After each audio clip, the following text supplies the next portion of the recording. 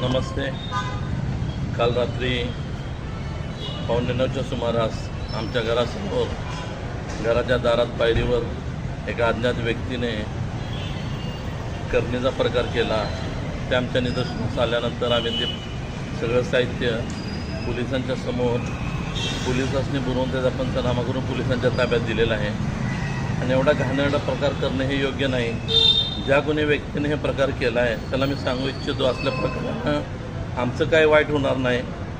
आणि कुणाच्या करणीनं, कुणाच्या चटकनं, कुणाच्या तोटक्यानं जर वाईट होत असतं तर एवढं मोठं बाबासाहेब आंबेडकरांनी जे संविधान दिलं, त्याला लोकशाही दिली, त्या लोकशाहीत इलेक्शनचं काय राहिलं नसतं. इलेक्शनच्या काळात हे होणं योग्य नव्हतं. त्यामुळं मला काय त्यांना फरक पडणार नाही. पण समाजात गैरसमज पसरवला जातो आहे. असं करून चिडीनं रडीनं इलेक्शन कोण जिंकत नसतं.